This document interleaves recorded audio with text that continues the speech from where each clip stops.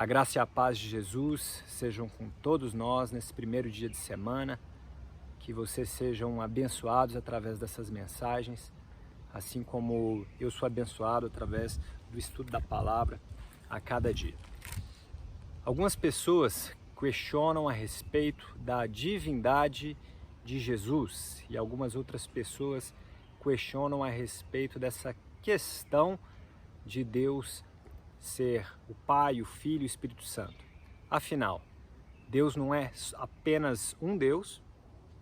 Veja só, Marcos, Evangelho de Marcos, capítulo 12, verso 28. Chegando um dos escribas, tendo ouvido a discussão entre eles, vendo como Jesus lhe houvera respondido bem, perguntou-lhe: qual é o principal de todos os mandamentos?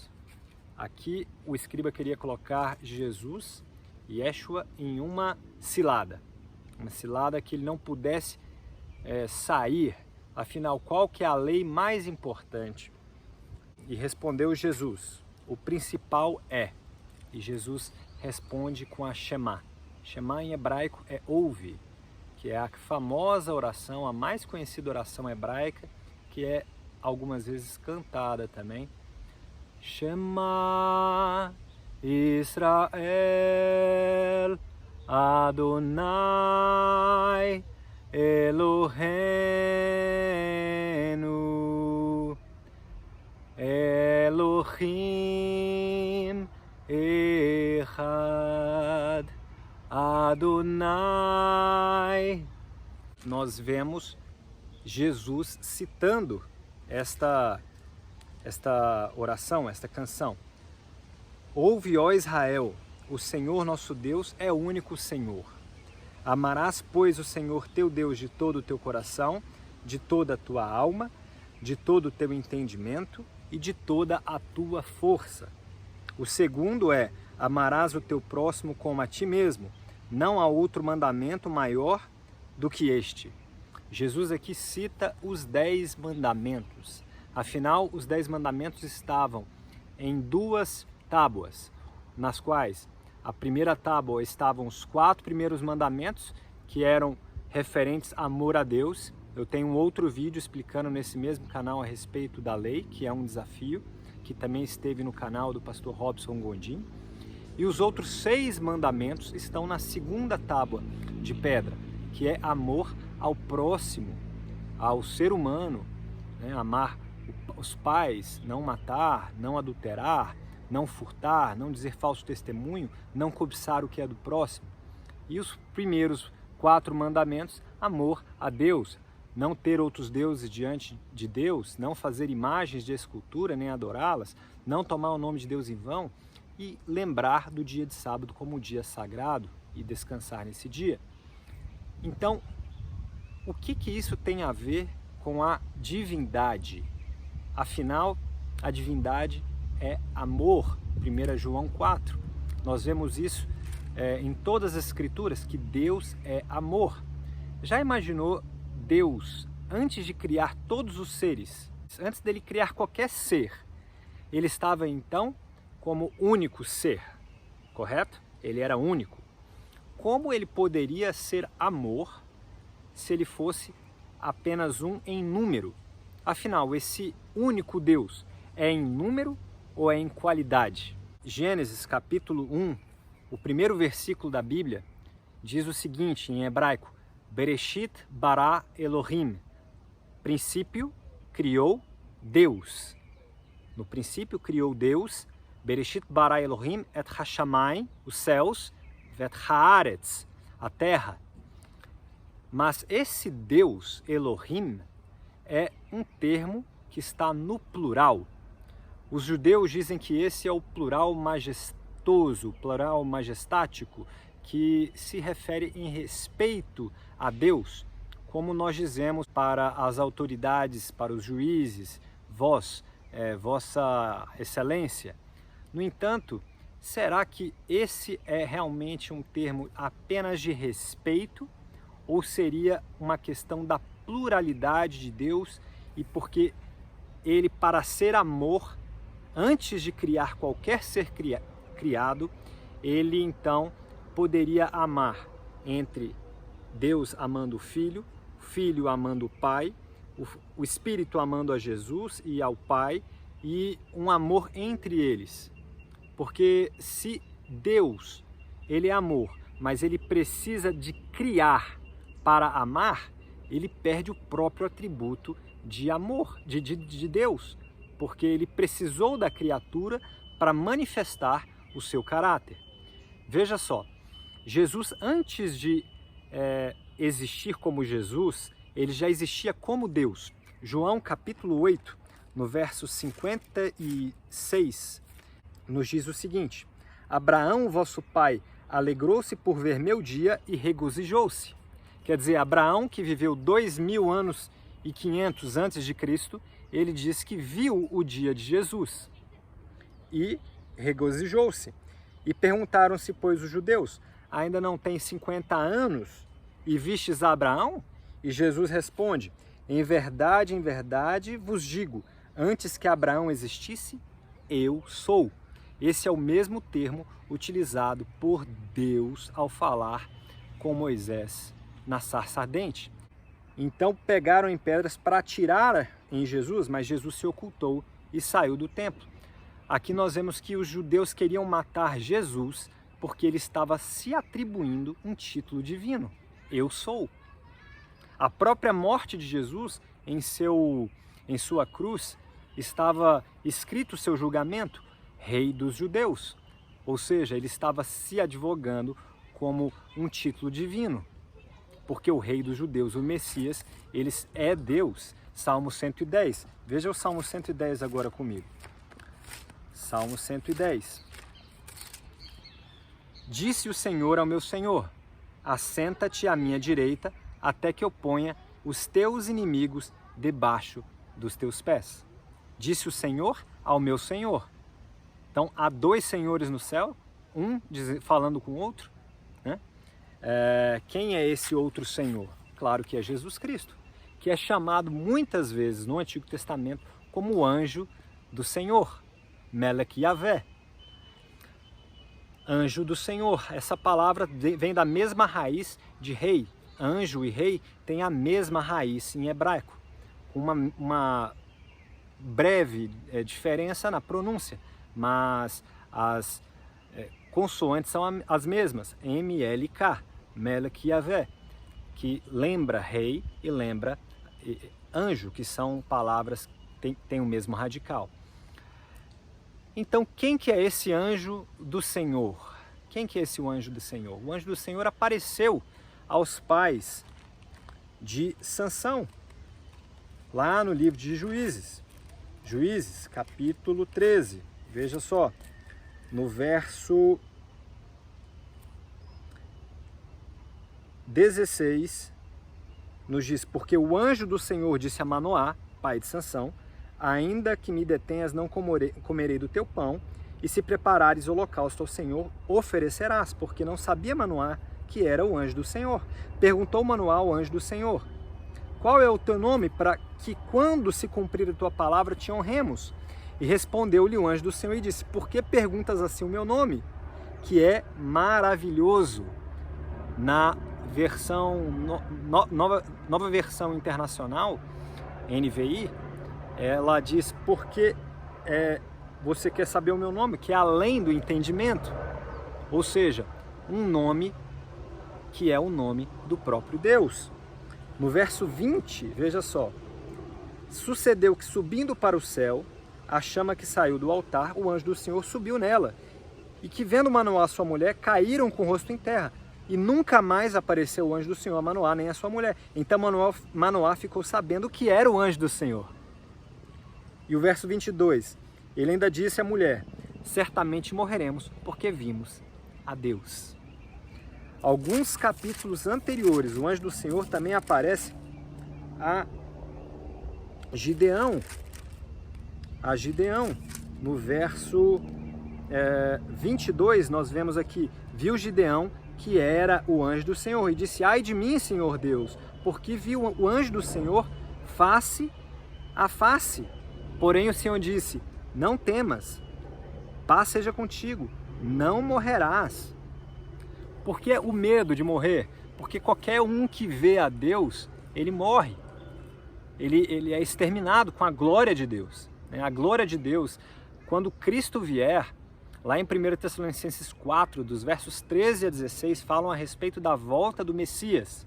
Quando o Messias vier, ele vai ter dois efeitos. Um efeito diferente para cada coração. O coração que se entregou a Deus, ele vai ser, se estiver morto, a pessoa morreu, ressuscitará. Se a pessoa estiver viva, ela será levada para os céus. Agora, o coração que se endureceu diante de Deus, ele vai morrer. O sol da vinda de Cristo é o mesmo para todos, mas o efeito é diferente na argila e na manteiga. O que acontece com a argila? Ela endurece. O que acontece com a manteiga? Ela derrete. A mesma forma é o nosso coração diante da vinda do Senhor. Antes de Jesus vir como homem à terra, por que ele se transformou em homem? Para que nós pudéssemos entender a Deus. E por que ele se transformou em anjo do Senhor? Para que os anjos entendessem a Deus. Cristo sempre foi, ele é eterno, nele está toda a plenitude da divindade. Ele sempre existiu com Deus desde a criação. Por isso que o termo lá, Bereshit bara Elohim, eu digo que não é um termo de plural majestático, mas é um plural de fato. El, Deus. Eloha, dois deuses. Elohim, três ou mais. É o plural de três ou mais, porque no hebraico nós temos plural para dois ou plural para mais de dois, 3, 4, 5, Elohim. Então, Cristo, ele sempre existiu. E ele é o grande eu sou. Ele veio tabernacular entre os homens, como diz João capítulo 1, verso 14. Ele veio fazer morada aqui nesta terra para nos dar entendimento de quem é Deus, porque sem ele é impossível entender a Deus. E é interessante essa questão, esse paradoxo de Deus vir morrer por nós. Ele vem morrer para o seu reino, para pagar o preço da justiça que nós perdemos no Éden, para restaurar a inocência que foi perdida no Éden, para restaurar a paz que foi perdida no Éden. Cristo nos criou à sua imagem e semelhança. Ele é que formou o homem com as suas próprias mãos. E quando ele vem e fala a respeito da sua morte para os discípulos pela primeira vez, ele começa a falar a respeito da sua morte no capítulo do 8 para 9, na virada do capítulo 8 de Marcos, do Evangelho de São Marcos, para o capítulo 9, e fala a respeito da cruz. Então, convocando a multidão, verso 34, juntamente com os seus discípulos, disse: se alguém quer vir após mim, a si mesmo se negue, tome a sua cruz e siga-me. Ele dá uma palavra muito dura. Ele começa a falar a respeito da morte, enquanto os seus discípulos aguardavam que ele fosse o rei que iria eliminar com Roma, acabar com Roma e restaurar a paz, restaurar a justiça. Mas há uma questão no próprio Talmud, é levantado essa questão: como virá o Messias? Ele vem como Zacarias profetiza, em cima de um jumentinho, ou ele vem como Daniel profetiza, entre as nuvens dos céus? Na verdade, ele vem das duas formas. Continuando aqui no Evangelho de Marcos, no capítulo 9, dos versos 2 em diante, aparecem então quem? Para estar com Jesus e consolar não somente a Jesus, mas os discípulos: Elias e Moisés. Elias subiu vivo para o céu. Moisés subiu ressuscitado, representando aqueles que vão morrer. Depois leia 1 Tessalonicenses 4, 13 a 16, para que você possa entender um pouco a respeito da volta de Jesus. Jesus, então, ele é consolado por Elias e por Moisés. Pedro até diz assim: vou fazer uma tenda para os dois aqui e uma outra para o Senhor, vou fazer 3 tendas. E ele não entendeu muito bem ali, naquele momento, a respeito daquele consolo. Aquele consolo era porque Cristo tinha que morrer e pagar o preço de pelo mundo inteiro. O pecado colocou em xeque o caráter de Deus diante dos próprios anjos. Nós nos transformamos em teatro para o mundo inteiro, em espetáculo para o mundo inteiro. O mundo inteiro olha para nós com muito interesse. Os anjos olham para nós com muito interesse. Eles querem saber o que vai ser de nós. Poxa, será que o Pedro vai conseguir? Será que ele vai estar conosco aqui a eternidade? Será que a pessoa que me assiste agora, ele olha para você com muito interesse, os anjos do céu? Porque nós somos preciosos para Cristo. Nós somos preciosos para o céu. Nós valemos o sangue de Deus, que morreu por nós, ressuscitou e está hoje diante do santuário celestial, intercedendo por mim e por você. Veja só, quem que foi que ressuscitou Moisés? Lá em Judas, no verso 9, nos diz o seguinte: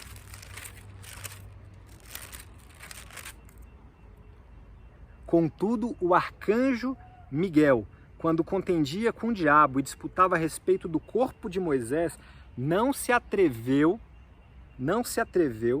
a proferir juízo infamatório contra ele. Pelo contrário, disse: o Senhor te repreenda. Ou seja, o diabo estava contendendo com Cristo, com Miguel, para que Moisés não fosse ressuscitado. Ele é meu, ele pecou. E Cristo aparece, antes de ser encarnado como homem, na pessoa de anjo, arcanjo, do grego chefe, anjo, mensageiro.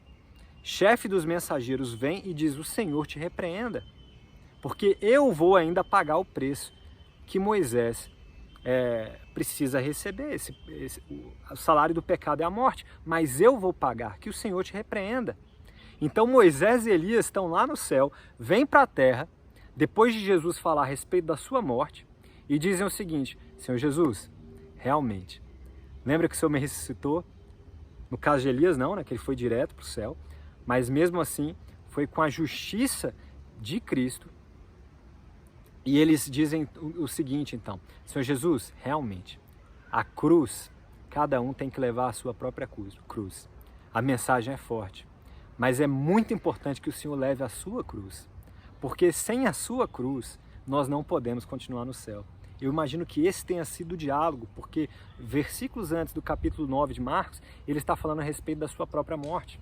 E os dois discípulos de Jesus, Moisés e Elias, vêm então confortar e confirmar de fato que aquilo era necessário, a morte de Jesus, o preço necessário, para que a ressurreição fosse uma realidade que está muito próxima para nós hoje. Você está entendendo isso, meus amigos? Isso é maravilhoso. Deus é maravilhoso. Cristo é divino. Nele habita toda a plenitude da divindade, porque sem que ele fosse Deus, ele seria apenas um mártir na cruz, mais um judeu de 34, 33 anos, que estaria sendo morto ali. Mas não é isso, não é essa a realidade. Quem esteve ali na cruz foi o próprio Deus, morrendo por mim e por você, permitindo que a morte fosse uma realidade. Quer dizer que Deus pode morrer? Não, se ele não pode, então também ele não é Deus, porque ele escolheu morrer. Ele escolheu morrer, mas ele escolheu também ressuscitar, tomar a sua própria vida e ser levado aos céus e estar diante do santuário de Deus, intercedendo por cada um de nós neste dia. Por isso que a intercessão de Cristo é válida. Por isso que a intercessão de Cristo é uma realidade, porque ele pagou o preço pelo pecado do mundo inteiro. Você está entendendo isso? Então Cristo é divino, queridos. Eu poderia aqui passar vários outros textos a respeito da divindade de Jesus. Veja Isaías capítulo 9, verso 6. Porque um menino nos nasceu, um filho se nos deu, o governo está sobre os seus ombros e o seu nome será maravilhoso, conselheiro, Deus forte, Pai da eternidade, príncipe da paz. Pai da eternidade, príncipe da paz, para que se aumente o seu governo e venha paz sem fim sobre o trono de Davi e sobre o seu reino, para estabelecer e firmar mediante o juízo e a justiça, desde agora e para sempre. O zelo do Senhor dos exércitos fará isso. Queridos, aquele texto que os judeus utilizam para dizer que o Senhor é apenas um, não é em questão de número, mas é em questão de qualidade. Deus Pai, Deus Filho, Deus Espírito, eles têm a mesma qualidade, o mesmo propósito, o mesmo objetivo para a minha vida e para a sua vida. Eu vou abrir só mais um texto aqui, eu poderia abrir muitos outros e posso deixar aqui vários outros no link, para que você faça seu estudo por si mesmo e seja um bereano. O que é ser um bereano? É uma pessoa que não acredita na minha palavra, na palavra de homem nenhum, mas apenas no assim diz o Senhor. E isso é necessário para a nossa salvação.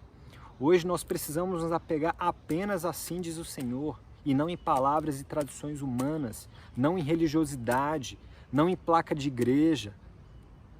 Igreja não é um time, irmão, que está vencendo, está perdendo, não é isso. Igreja é o corpo de Cristo, não tem a ver com uma placa, mas tem a ver com o povo de Deus na terra.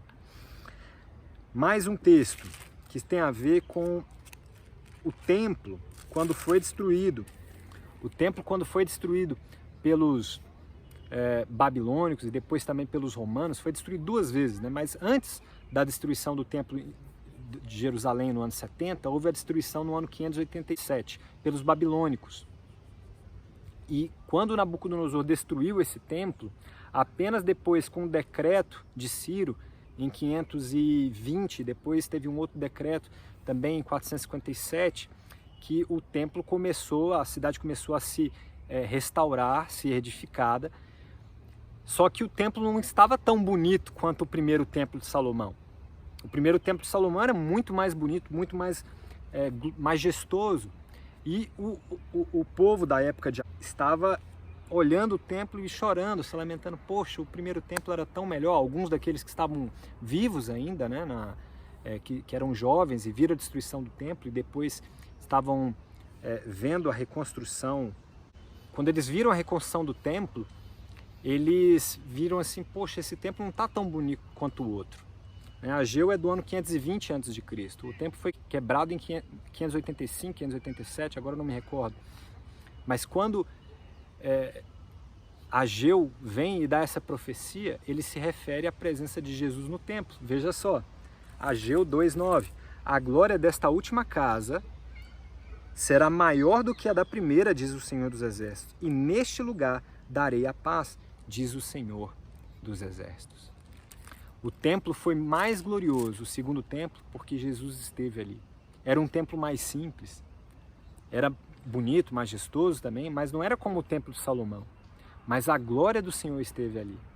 Ele passou por aquele lugar. E por onde Jesus passa, querido, a glória dele se manifesta. E ele quer hoje passar pela sua vida, pelo seu coração. Porque ele é Deus, sempre foi. Ele é o grande eu sou. E ele está muito prestes de voltar. Quero orar com você e rogar para que Deus o abençoe, o perdoe pelos seus pecados, o ajude no processo de santificação e esteja contigo nesses últimos tempos que nós estamos vivendo, que de fato é o final da história da Terra. O relógio já está assim, faltando 1 minuto para meia-noite, gente. Estamos vivendo o tempo do fim. E por isso que eu quero fazer uma oração, pedindo a Deus para nos preparar neste momento. Santo, santo, santo Deus, Criador dos céus, da terra, do mar e tudo o que há. O Senhor é glorioso, o Senhor é exaltado, o Senhor é o Criador. O Senhor fez desde os maiores planetas, os maiores sóis, as maiores constelações, galáxias, até o pequeno átomo, a pequena célula e o núcleo da célula. E nós queremos, Senhor, entregar a nossa vida em Tuas mãos, porque assim como o Senhor é Criador, o Senhor também é aquele que recria, aquele que restaura, aquele que faz de nós novas criaturas. Pai, santifica-nos na Tua palavra, na Tua verdade. Nos separa, Pai, para sermos propriedade exclusiva tua. Nós somos teus e somos gratos. Somos gratos por tudo que o Senhor fez, pela obra da redenção e da restauração. Sê com essa pessoa que me ouve agora. Ouve as angústias do seu coração. Dá o senso de urgência, mas ao mesmo tempo a calma que há no seu Espírito Santo, meu Pai. Abençoa essa pessoa, abrindo seus olhos espirituais, para que ela saiba a tua vontade, ouça a tua voz e siga os passos que o Senhor tem para a vida dela. Eu oro em nome de Jesus Cristo, Yeshua El Mashiach. Amém. Que Deus os abençoe, graça e paz.